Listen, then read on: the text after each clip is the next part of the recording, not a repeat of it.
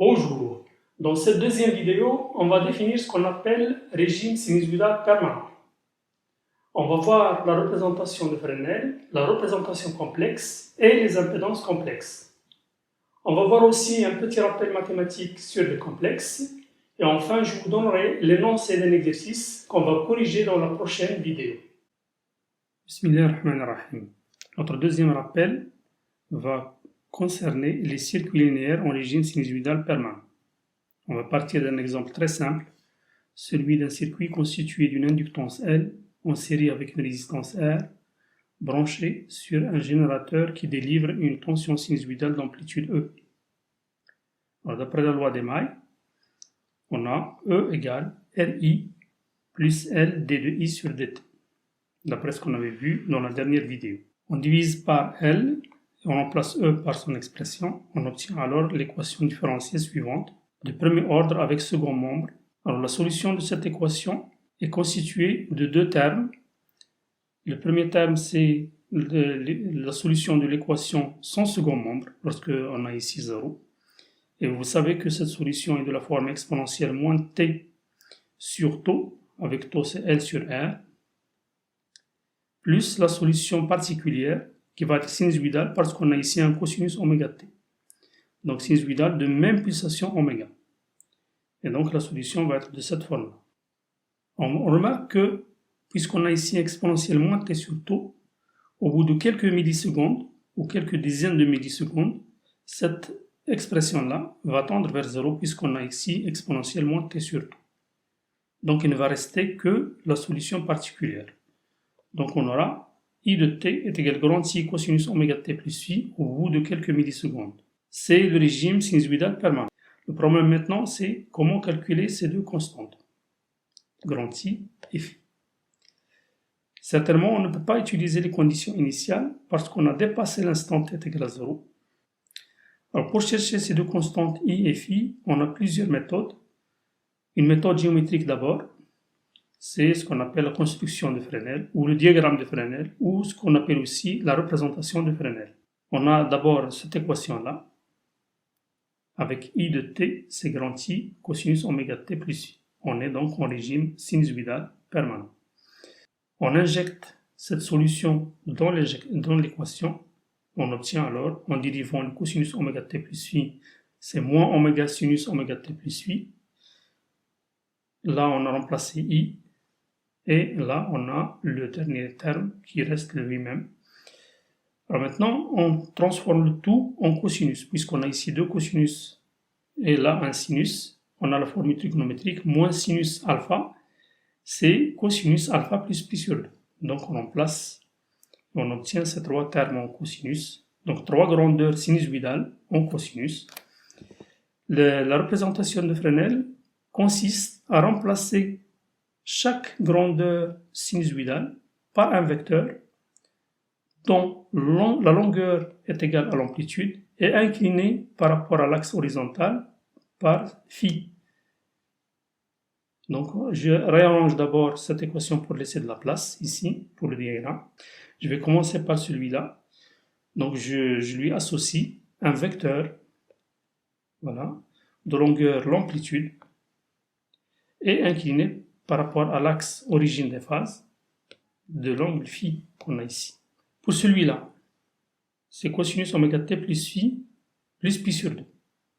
Donc on a d'abord le phi et on doit faire tourner de pi sur 2. On doit rajouter pi sur 2. On obtient alors ce vecteur-là incliné de phi plus pi sur 2.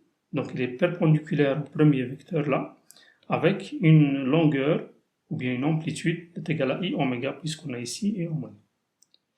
Alors, puisqu'on a ici deux grandeurs sinusoïdales, c'est la somme des deux grandeurs sinusoïdales, on doit faire la somme des deux vecteurs. Comme d'habitude, on trace le parallélogramme et on fait la somme. Ça doit être le vecteur qui correspond à ce dernier terme, puisqu'on a la somme des deux grandeurs sinusoïdales égale à celui-là, d'amplitude E sur L, voilà. Mais le problème, c'est qu'on a ici phi égale à 0. Donc il doit être confondu avec l'axe. Ce n'est pas possible que si on fait la rotation de ce schéma, tout ce schéma doit tourner jusqu'à ce que ce vecteur soit confondu avec l'axe. Donc le phi doit être négatif. On obtient alors ce diagramme-là. Alors d'après ce schéma, d'abord pour la tangente phi, tangente de cet angle-là, tangente valeur absolue de phi, puisqu'il est négatif, est égal à le côté opposé, c'est celui-là, est égal à I oméga, divisé par le côté adjacent, c'est R I sur L. On simplifie le I, le L va monter en haut, donc on obtient L oméga sur L, et puisque phi est négatif, on obtient alors tangente phi est égal à moins L oméga sur R. Pour trouver le grand I, il suffit d'utiliser le théorème de Pythagore, puisqu'on a ici un triangle rectangle. Donc la somme des deux côtés, R sur L, I au carré, plus le deuxième côté, c'est-à-dire I oméga le tout au carré, est égal à l'hypoténuse au carré, c'est E sur L carré. Là, on met le I en facteur, I carré en facteur, on multiplie le tout par L carré pour simplifier ici, on obtient donc L oméga le tout au carré, et on tire le I est égal à E sur racine de R carré plus L oméga au carré. Voilà donc, on a obtenu les deux constantes qu'on cherchait, le phi et le I, et il suffit de remplacer dans l'expression de I de t, et on obtient alors l'expression suivante, dans laquelle on a phi est égal à moins arctangente L oméga sur R. Voilà donc on a obtenu, grâce à la construction de Fresnel, la solution I de t. La deuxième méthode, c'est la méthode analytique, c'est-à-dire par calcul, on utilise une astuce, c'est la représentation complexe. Alors, à chaque grandeur sinusoïdale U de t, on associe le complexe U souligné comme ça, tel que U de t est égal à la partie réelle du complexe U. Je vous rappelle que on note exponentielle jθ en maths est égal à cos θ plus j sinus θ. Avec j, c'est tel que j carré est égal à moins 1. En maths, vous le notez i, mais ici on va le noter j parce que on risque de le confondre avec le courant i. Par exemple, si on prend u de t est égal à grand U cosinus oméga t, on va lui associer en représentation complexe u égale grand U exponentielle j oméga t. Par contre, pour I de t est égal à grand I cosinus oméga t plus phi, il va lui être associé I est égal à grand I exponentielle j facteur de oméga t plus phi. On remarque que si on dérive U par rapport au temps, d'après la propriété de l'exponentielle, sa dérivée c'est elle-même multipliée par le coefficient de t, donc on a j oméga U. Ce qui fait que la dérivée par rapport au temps, c'est une simple multiplication par j oméga. C'est pour cela que cette notation complexe est très intéressante, qu'on va utiliser tout le temps par la suite. Et de même, la dérivée seconde, on multiplie deux fois par j oméga, c'est-à-dire j oméga au carré, c'est-à-dire moins oméga carré. On a l'équation suivante, avec I de t est égal à grand I cosinus oméga t plus phi en régime sinusoïdal permanent. On remplace par les grandeurs complexes, donc cosinus oméga t c'est exponentielle j oméga t, et là c'est le I souligné, avec le petit I souligné, c'est grand I exponentielle j facteur de oméga t plus phi. On dérive alors, donc c'est une multiplication par j oméga, donc on obtient j oméga I est égal plus R sur L I est égal E sur R exponentielle j oméga t. Je remplace I par son expression et on obtient cette équation-là. D'après la propriété de l'exponentielle, exponentielle j oméga t plus phi, c'est exponentielle j oméga t multiplié par exponentielle j phi. Donc on peut simplifier l'exponentielle j oméga t qui est partout. On obtient alors exponentielle j phi, on peut la mettre en facteur, de même pour grand I. Et on obtient alors I exponentielle j phi facteur j oméga, reste ici j oméga, plus R sur L qui reste ici, est égal à E sur L, parce qu'on a simplifié l'exponentielle j oméga t. Alors on a d'un côté un réel, et de l'autre côté on a deux complexes. Pour avoir un complexe égal à un autre complexe, on va mettre j exponentielle j oméga t de l'autre côté, c'est-à-dire on va diviser les deux côtés par j phi, exponentielle j phi, et on obtient alors I facteur de R plus JL oméga est égal à E exponentielle moins J phi. C'est le conjugué de l'exponentielle J phi, donc c'est-à-dire cosinus phi moins J sinus phi. Il suffit alors d'écrire la partie réelle de ce complexe égale la partie réelle de ce complexe, et la partie imaginaire de ce complexe égale la partie imaginaire, et on obtient alors le système suivant. Pour trouver les constantes phi et y grand i, il suffit de faire le rapport des deux membre à membre, des deux équations. Et on a sinus phi sur cosinus phi, le E va se simplifier, le I se simplifie, et on obtient alors tangente phi est égal à moins L oméga sur R. Et en faisant la somme des carrés, vous savez que cos carré phi plus sinus carré phi est égal à 1, donc on met le grand E au carré en facteur, la même chose ici, grand I au carré en facteur, et on obtient alors le grand I est égal à E sur racine de R carré plus L oméga au carré. Et vous remarquez qu'on obtient le même résultat que ce qu'on avait obtenu avec le diagramme de Frenet. Maintenant, on va définir ce qu'on appelle les impédances complexes. C'est le complexe Z pour un dipôle quelconque, tel que U est égal à ZI en convention récepteur. Donc on a pour une résistance UR en convention récepteur est égal à RI. Donc puisque R est un réel, il suffit de souligner en notation complexe. Donc on a ZR est égal à grand R. Par contre, pour une inductance, on a UL est égal à L d de I sur dt. On remplace alors la dérivée par rapport au temps par une multiplication par J oméga. Et on obtient alors ZL est égal à JL oméga. Et pour une capacité, on a la formule I est égal à C d de UC sur dt. On multiplie alors par J oméga. Et on obtient UC est égal à I sur JC oméga. Et donc ZC c'est 1 sur JC oméga comme vous le savez. Maintenant, un petit rappel mathématique sur les complexes parce que c'est très intéressant pour la suite. Soit le complexe Z est égal à A plus IB, avec A c'est la partie réelle et B c'est la partie imaginaire. Dans le plan complexe dans lequel on met les réels sur l'axe horizontal et l'imaginaire sur l'axe vertical, ce Z-là, on peut lui associer un point tel que la projection c'est A sur l'axe réel et sa projection sur l'axe des imaginaires c'est B. On obtient alors ce segment-là qui est incliné. Le θ, c'est l'argument par rapport à l'axe, c'est l'argument de Z, et sa longueur, c'est le module. D'après ce schéma, puisque Z est égal à A plus IB, on peut remplacer A par ρ cos θ et B par ρ sinus θ. Cette notation, vous la connaissez, c'est exponentielle Iθ. Donc le Z peut s'écrire sous la forme ρ exponentielle Iθ. Et on a le système A est égal à ρ cos θ et B est égal à ρ sinus θ. D'où, en faisant le rapport, le ρ se simplifie, on obtient tangente θ est égal à B sur A. Et en faisant la somme des carrés, des membres à membres, on obtient ρ est égal à racine de A carré plus B carré. C'est le module de Z. Donc la tangente de l'argument et le module de Z, on les obtient tout simplement en écrivant le module, c'est la racine carrée de la partie réelle au carré plus la partie imaginaire au carré. Et la tangente de l'argument de Z, c'est l'imaginaire, c'est la partie imaginaire sur la partie réelle.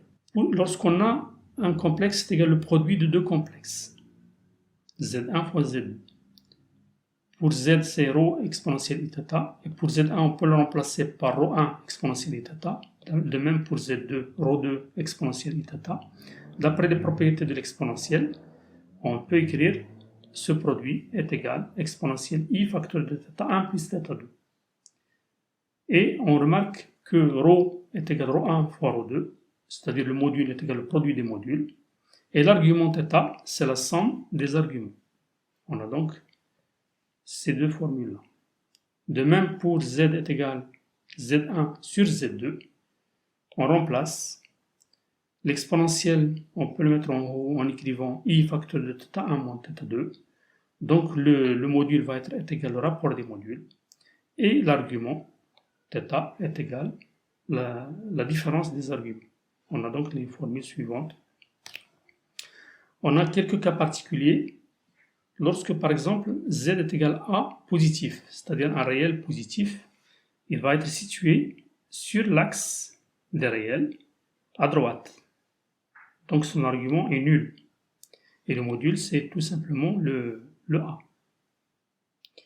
Lorsque A est négatif, un réel négatif, l'argument maintenant c'est pi, parce qu'il est situé à gauche ici sur l'axe.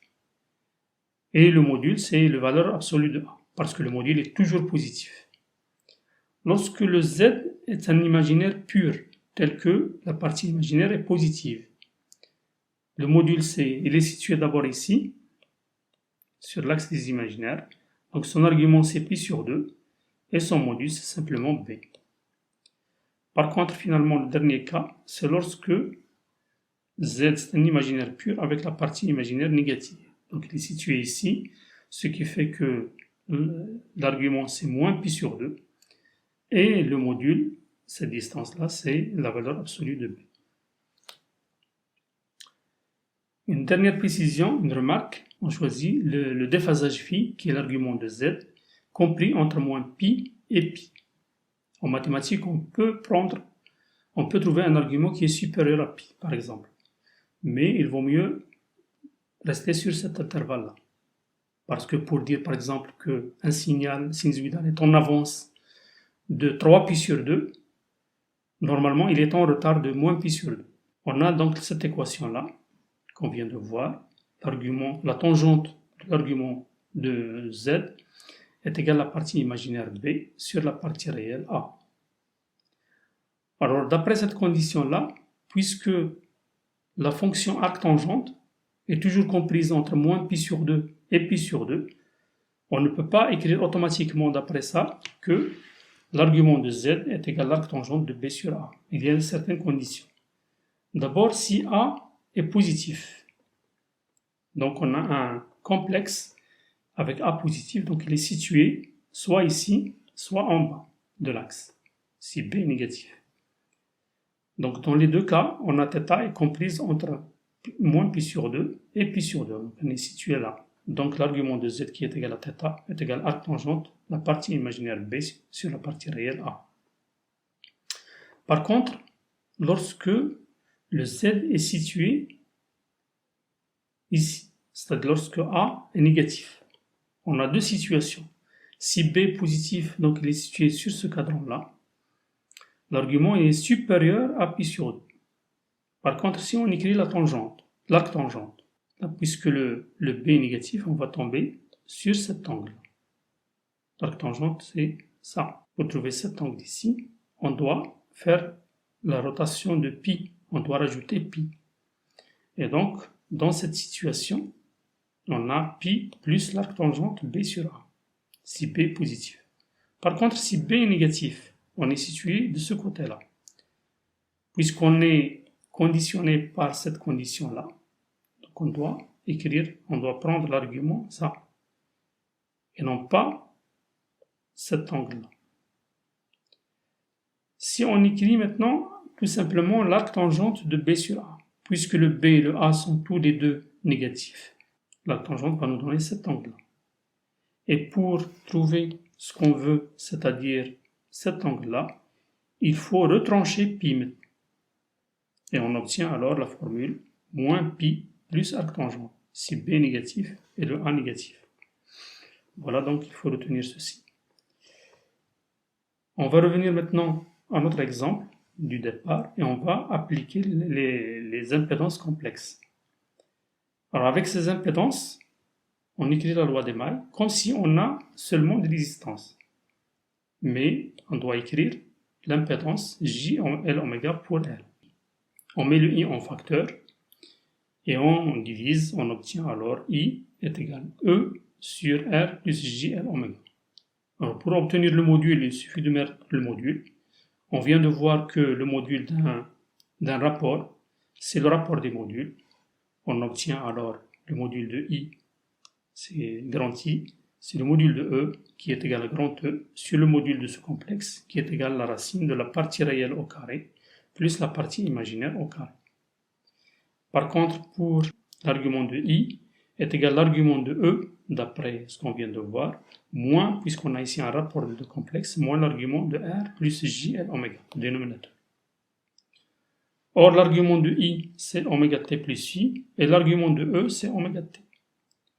Et puisqu'on a ici deux réels positifs, donc l'argument de R plus JL oméga, c'est simplement l'arc tangente de L oméga, la partie imaginaire, sur la partie réelle R. Et en simplifiant le oméga t, on obtient alors phi est égal à moins arc tangente L oméga sur R.